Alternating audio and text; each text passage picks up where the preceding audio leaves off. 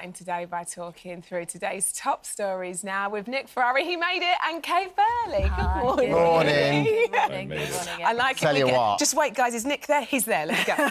Let's I go. bet Ferrari Burley on a night out around a smoky table at 2 a.m. has got some tales to it. Well, only for the dressing room. For the dressing room later. Absolutely. There we go. That's not for on air. No. Well, should we start where I love it that we're not getting tired of this at all, are we? Well, and rightly so. It's a lovely celebratory story. Rightly so. The Lioness's celebrations will continue today with a victory parade through central London. Nick, I want to ask you this, because there are even calls for them to be given damehoods. I mean, give the girls what they deserve, right? Yes, to a point. It is fantastic. We're going to fall out in this one. Hold on. It is fantastic when you see these players. Every time I see them, there they are with the Deputy Prime Minister, Angela Rayner.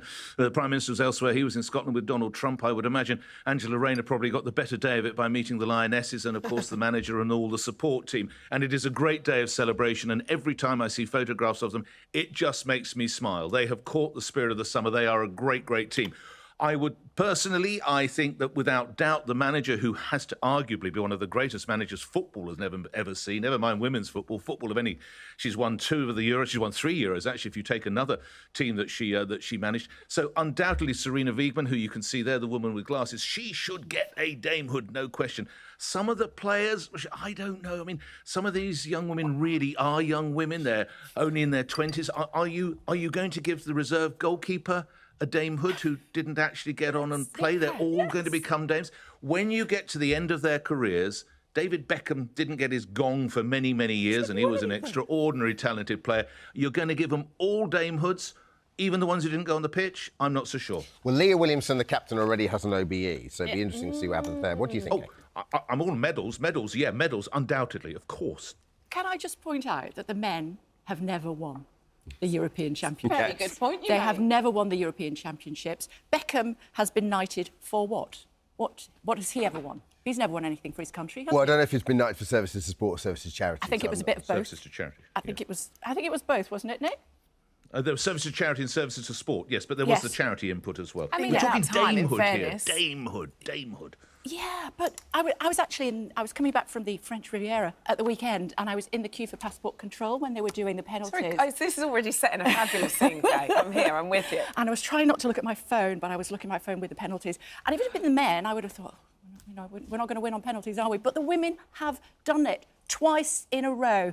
We're seeing them a little bit later on. Hopefully the rain will hold off and we'll see them, their ticker tape parade down the Mall. Apparently there's a reception plan for them in the autumn at Buckingham Palace. Why not give them their gongs or their damehoods at the same time? Certainly the manager, certainly Leah Williamson, you said she's already got an OBE, but there's a world of difference from an OBE to a damehood. So absolutely they should. The argument could well be, and I'm sure this is what Nick will say, he'll say that there's only 2 from the original 1966 World Cup team that actually got their knighthoods. That was in a different era, 60s to the 80s. Football was very much seen as a working man's sport, and things have changed significantly since then. What is the downside of giving them their damehoods? Tell me. Don't know. Yeah. I don't know. I'm not really up on the hierarchy of the honours system, if I'm honest. So I don't really know how much bigger a damehood would be than an OBE. Yeah, exactly. Significantly. But I'm just like, give them it all. Hang on a second. Wait, Martin Lewis is here. Martin, what are your... Right. Here is the hierarchy for you. It's mock is the way to remember it, the word mock. Yep. That you start with an MBE, member of the I understand British that. Empire. I just don't know the Order difference. of the I don't know British- why some people have worked for 50 years and qualify for an MBE and some people suddenly seem to get a CBE. I find the Honours Committee has a grading system about level of impact. So it starts with member, order, commander, and then knight. Yes. So they're all the same. They're all the same thing. Just the knighthood is the one that gets letters at the beginning of your name, not letters at the end of your name. And it's about the scale. And there is actually a definition of the scales for each one of what they're looking at when you go through it. So it is a defined order. So it's funny to talk about knighthood or not knighthood when these are all 4 parts of the same thing. Yeah. Shout out for Billy Boston, actually, who has become a knight. It's the first ever rugby league knight, and he only just received that earlier on this year. First ever rugby league? Yeah, That's crazy. Yeah, That's extraordinary. yeah. There's still snootiness involved when it comes to. Well, give them something then. Well, I don't we're know getting what it off is, topic but a little give bit them here. something. I've always said, make them all, to Martin's point, he's spelt it out brilliantly. Yeah. I think the boss gets a damehood, the others all get the C, the commanders, and then you've taken care of everything. Yeah. And in time, Chloe can become a dame when she retires from the game, and the skipper, Leah, can, and I think that's the way to go. I think we're getting off topic slightly. In that, 16.2 million people watch the Euros. I mean, and in terms of the boost it will give for women's sport, women's football in particular, it seemed like there's a proper legacy and heritage now. They've won it twice in a row, and they got to the World Cup final. Which is more than the men have done. This is, thank you, Kay. And that's the new Women's Sports Task Force. Let's just in it together. And established to lead a decade of change in the next 10 years, ahead of the Women's FIFA World Cup in 2035. It feels like there's an inexorable move now. And also, the uncomfortable truth is money people are getting involved and going, well, actually, this is market, you know, whether we like that or not, that does make a difference, I suppose, right? Yeah, when the women's game the European Championships for women, 1984, there were about 1,000 spectators per game, and the final had 20,000 people there. At the weekend, 657,000 people during the course of the championships have been there watching our ladies win. Celebrated. So, yeah. Well, they're going to be celebrating today, and we're going to be following those celebrations live throughout the show, which is very, very exciting. All right, let's move on. Donald Trump's been in the UK for less than 24 hours, and already speaking his mind. Let's take a look. By the way, your First Lady, I would say First Lady, she's a respected person all over the United States. I'm not a fan of your mayor. Why not? I think he's done a terrible job, the mayor of London, but a nasty person. I think he's a friend of mine.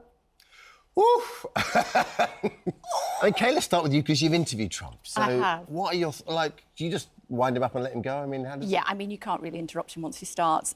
He's a very charismatic person in real life. Really? Let me That tell is you. so Yeah, interesting. Why doesn't that translate through a screen? Well, people like Gordon Brown were very charismatic, but he couldn't break through the barrier of a television screen. So the answer is I don't know, but take it from me, he certainly is. I think in his heart of hearts, he is a Democrat, but he knew that he would never get elected by the Democrats, which is why he went the Republican route.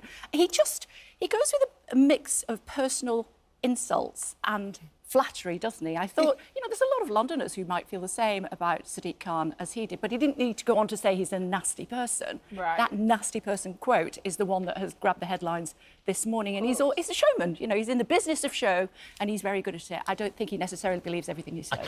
He's like an iconoclast who's playing whack-a-mole, isn't he? He just sort of just tends to walk in and just like a toddler, bash everything up, and then go, right, you deal with the rest of that. I'm going to go get some milk. Here. Yeah, and play some golf. Windmills. Yeah, exactly. Play some windmills. I mean, he's obsessed with windmills. Nick, what's your take on Trump's visit? It's not particularly popular. Some of the people up there, our friends in Scotland, are protesting over the Scottish taxpayer funds using to payroll parts of the visit.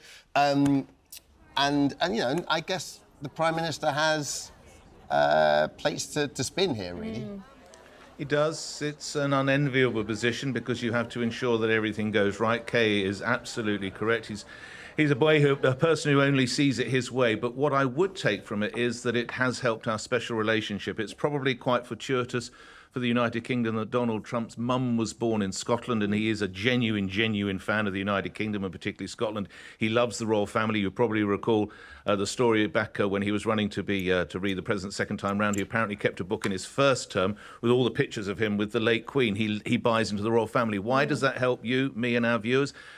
Well, it all comes down to trades and to tariffs, and we have a far preferential arrangement than the rest of the European Union. We have lower tariffs. He has a genuine kinship. As for Sir Sadiq Khan, the Mayor of London, well, I would challenge you to get in a taxi outside your studios now. Most taxi drivers probably side with Donald Trump. Remember, Sir Sadiq has said some fairly disobliging things about Donald Trump. So for Donald Trump to say a certain degree, I'm with Kay, don't keep it personal. Political, absolutely say his policies are wrong, he should be doing A, B and C.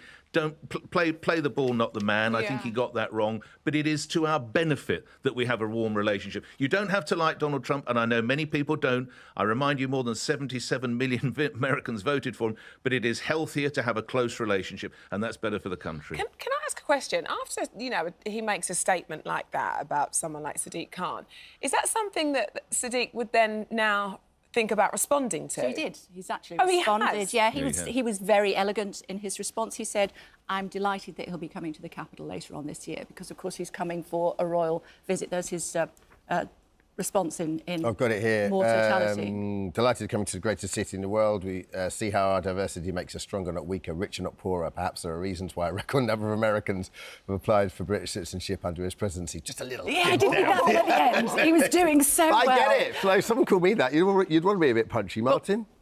Yeah, I mean, I think Trump just breaks all the rules of diplomacy that we've ever seen, and it will be very interesting once we're in a post-Trump period to know if the idea that you don't talk about another country's politics and you don't negotiate publicly and you must always be nice and polite, whether we revert to that or whether he has simply changed the sort of international game forever of the way that you behave. I mean, all the norms that we've had before of international diplomacy are out the window with Trump. And just, can it ever be put back? That's a really good question. Because someone that's interviewed so many world leaders, do you think that's unique? Do you think that's almost... because you've got to have, like, to your point, you've got to have charisma to carry that off. If you're just a bully and you come in and say it, you're, you know, even if you're the president of America, you can kind of be... Successful politicians are charismatic, which is where we came in at the beginning when I was saying Gordon Brown was a very good politician. He just couldn't get his message across, whereas Tony Blair arguably was not as good a politician as Gordon Brown, but he was significantly more charismatic. But you can't see Vance saying the same things. That's because he's a bit of a thug, isn't he? This is it, and eliciting the same reactions. I mean, the way he behaved with Zelensky was absolutely outrageous. Nick? As regards the behaviour to Zelensky or just broadly President Trump? Well, just broadly President Trump. Do you think it, like, to sort of Martin's question, do you think it is kind of almost a vacuum of the next few years? I mean, we did have a post-Trumpian world, and, of course, that gave us Joe Biden, and I don't know that did the American politics that's much good, because the first opportunity they could, the Democrats were turfed out and President Trump comes back. And where Martin is right, and indeed Kay is right, there's an extraordinary touchstone with real people. And I think what people like is when a politician is asked a question, instead of, well, it's up for the American people to decide, or it's up for the good people of London to decide which way, they say, no, I think the policies are bad. And just answers a normal person, because too many politicians, and Kay, my God, you've interviewed more than I have, how many times have you asked them and you're just crying for a yes or no, and you get, well, of course, and people see through. I think politicians don't realise how bright your viewers, how bright my listeners are. They get when they're being duped, and it really riles them. It does, but I, as someone that loves politics and as someone who works in telly, I get quite frustrated by both sides, because I don't think politicians don't give us a straight answer, and then I think the media as an institution have got a bit to answer for, because as soon as they do give you a straight answer, then half the media that don't like that answer jump down their throats and take it out of context and spin it. So you can kind of see how it works both ways. Because, you know, we get politicians on here, and I deliberately don't want to ask them about politics. I want them to ask about their lives. I want to find out who the person is. Because that's actually, I think people at home relate to that. What got you into politics? I might not agree with your politics, but what got you into politics? The person behind it. If you make them more human, then I think they appeal, and they're far more relatable. Just going back to Trump, I think he has misstepped when it comes to talking about windmills, because what he doesn't realise, he's coming in September, I think, for a royal visit, a state visit. The half a mile off the coast of the UK is all owned by the King. And, of course, that is where a lot of the windmills are. So he's earning something like £500,000 a week from these windmills. So I think probably, tip for him, don't bring it up over supper. He's obsessed. It's not going to be a good conversation starter. Moving on to something that's a little bit more my remit.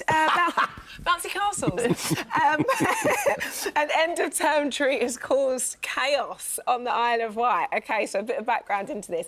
Parents of kids at Land's End Primary School on the Isle of Wight have said that their children have been left emotionally damaged after not being allowed on the end-of-term bouncy castle. OK, so pupils without 100% attendance records for the school year were not allowed to join in the end-of-year treat. The school being branded overzealous, and the Shadow of Justice Secretary Rob Sherrick said that. I mean, for me, this seems a little bit crazy. I can't imagine that there'd be a lot of children bouncing on that bouncy castle. When you look at the kind of attendance at the end of the year, and my children are there quite a lot. Well, you know, mostly every day, unless they're sick or what have you. I can't imagine it would be like everyone bar one pupil, but it seems to sort of cause a lot of outrage. Good old Bobby J loves getting in on any story that he possibly Is there any chance I can give him an opinion? Yes, please. I think that it's a good idea to try to give kids an incentive to be at school for as long as they possibly can. When I was at school in the 60s, I got a packet of fruit polos because I did 100% attendance. Yeah, who doesn't? Yeah, anybody who did 100%. I haven't had a fruit polo for years. Yeah. We used to get incentives. Yeah, and I, as a parent, I quite like that. How do you feel about it, Nick? Well, despite there being so much to talk about today with the Lionesses and boat people and everything, this is the one that got all the phone calls on LBC, and people were furious. I had one mum phone in from a school in Hampshire which had a similar idea. The children were going to be taken off for muffins and hot chocolate in the canteen, and of a class of 30 children, only 6 qualified. So 24 of the children had an afternoon off or whatever it might be, and one of the children came back, was in tears because they kept calling her boffin, and she didn't like that. So I think you have to be careful with these things.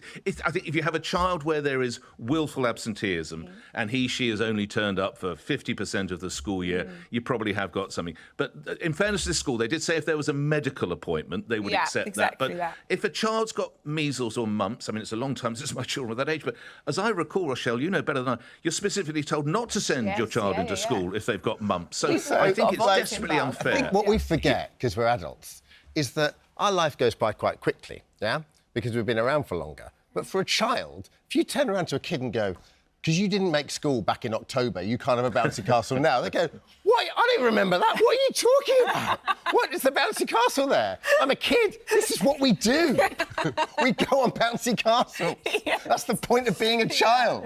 Like, Casper would go nuts. In me that quite likes it. I think, and our school started doing something similar, like sort of little incentives, and they make a big fuss, and you get a certificate, and you get called out in assembly if you had a great attendance. And my eldest is determined now to have a great attendance.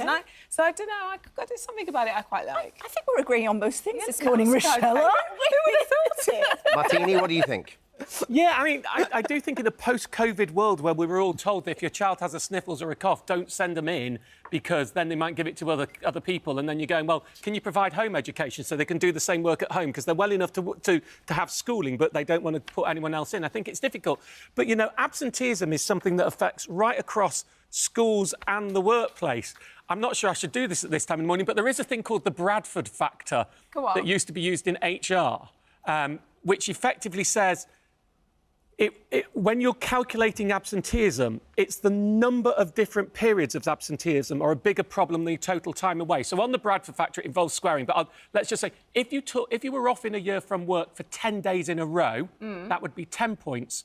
But if you had 10 separate days off, that's 1,000 points, and more points are worse, because it's far more disruptive to be having single days. And also, many people who take single days off perhaps shouldn't be taking this thing. You know, you had a heavy weekend, so you're off on a Monday morning. So that's known as the Bradford factor. And it's actually, I used to use it when, years ago, we tried to have an attendance thing at work, and we used the Bradford factor. You had to have over a certain amount of attendance. So it's quite complicated what counts as good or bad attendance. And I think, I'm not sure that 6- and 7-year-olds are going to be able to work out that you square the number of an individual incidents of days off, multiply that by the actual number of days off to work. And that's why it's quite a tough measure to say 100%. Explain that to Blake next to Bouncy I mean, I'm not sure I understood it, but I'll try. My mother used to say, if you're still sick at lunchtime, you can come home, but go to school. Well, as we said earlier, my leg would have had to have been hanging off for me to be able to get a day off school. My mum was like, you are in, regardless. Heinz cream of chicken soup, Lucasade. Get back in the game. Great. Thank you so much for visiting our This Morning YouTube channel. We upload new content every single day, so go ahead and hit that subscribe button, and we'll see you in the morning.